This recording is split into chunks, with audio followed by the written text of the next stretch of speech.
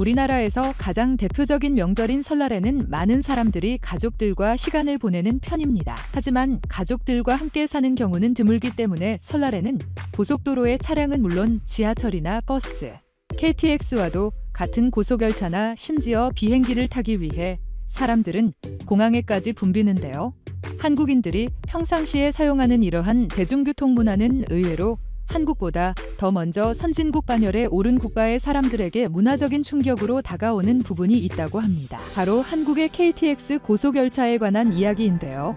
최근 글로벌 해외 커뮤니티의 한 외국인 네티즌이 적은 글이 주목받으며 화제가 되고 있습니다. 지금 바로 글의 내용을 살펴보도록 하겠습니다.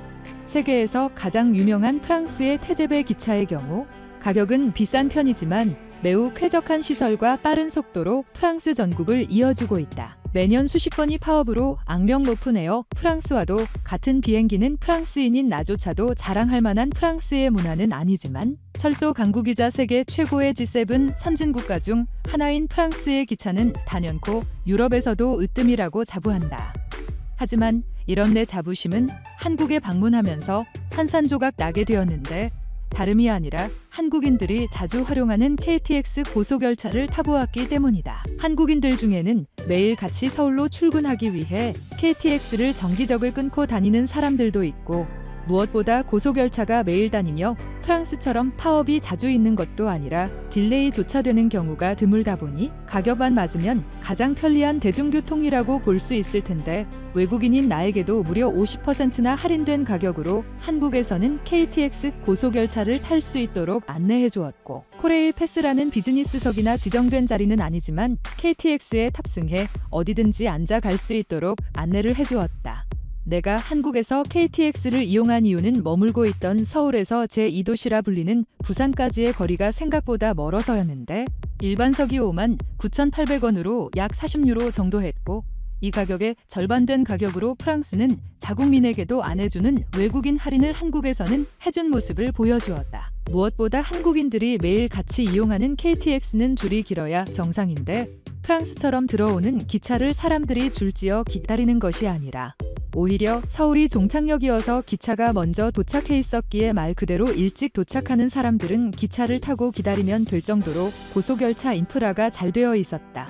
이 밖에도 고속열차 안에서 나는 문화적인 충격을 받게 되었는데 사람들이 프랑스처럼 시끄럽게 떠드는 것이 아니라 다들 차분하게 독서를 하거나 휴대폰을 보는 사람들이었고 몇몇 노트북으로 일을 하거나 잠을 자는 사람도 보였는데 기차에서 잠을 잘 생각을 하다니 정말까니 배 밖으로 나온 사람이라는 생각을 했다가 한국의 치안은 안전하다는 것을 다시 떠올려 익숙하지 않은 안전한 치안 환경의 프랑스보다 더 한국이 선진국답다는 생각까지 들게 만들었다.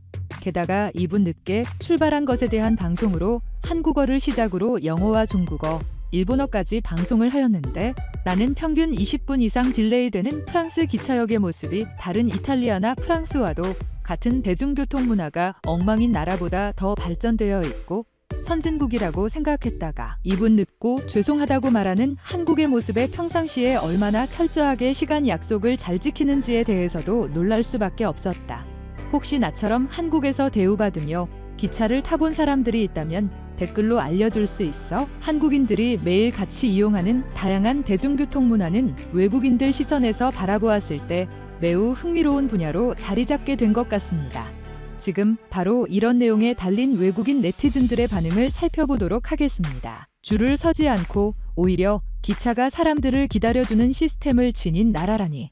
나는 한국인들이 부럽다. 이곳 독일 프랑크푸르트에 살고 있는 나는 일주일에 한 번씩 베를린으로 고속열차를 타고 이동하는데 최근에는 눈 때문에 고속열차 시간대가 잘 맞지 않아서 미리 하루 전날 가서 잠을 자고 비즈니스 미팅을 하고 있어. 한국은 이런 걱정도 할 필요가 없겠지? 솔직히 독일이나 프랑스에 비하면 한국의 경제 규모나 수준은 현저하게 낮은 것으로 알고 있는데 어떻게 한국이 철도 강국으로 자리 잡고 이러한 차이를 보여주고 있는 거지? 난 일본이 철도 강국이라는 이야기는 들어봤어도 한국이 이 정도 수준의 대우를 외국인들에게 지원해주며 인프라가 잘 구축되어 있는 줄은 상상도 못했어.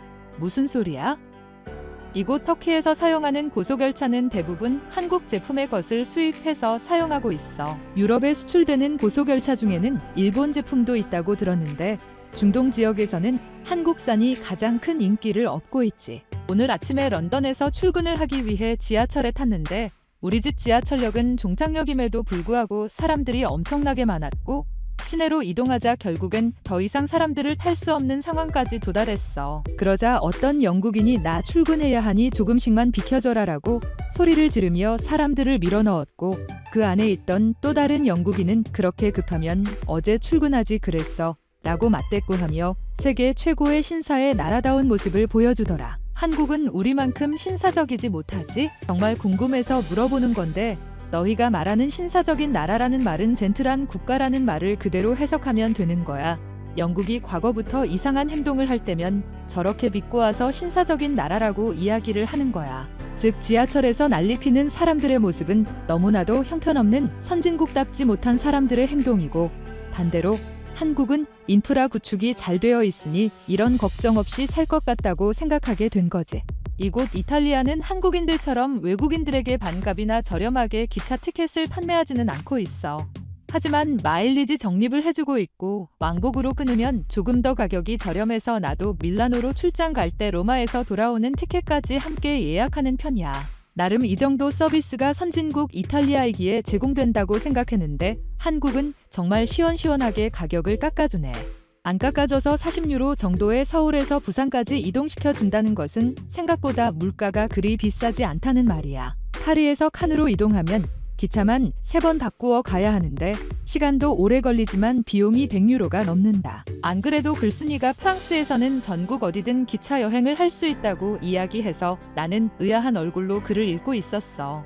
대도시를 제외하면 유로스타 개념의 태제배 기차는 잘 다니지 않고 대부분 사람들이 비행기를 타고 다니니까 오늘도 엄청나게 긴 줄을 뚫고 버스에 타면서 허무한 마음이 들었는데 이 글을 읽고 나니 한국에는 내가 하고 있는 일자리가 없는지 찾아보고 싶을 만큼 부럽게 느껴진다. 나는 프레스코 기법으로 시간이 지나 손상된 아트 그림 작품들을 복원하는 일을 하고 있거든.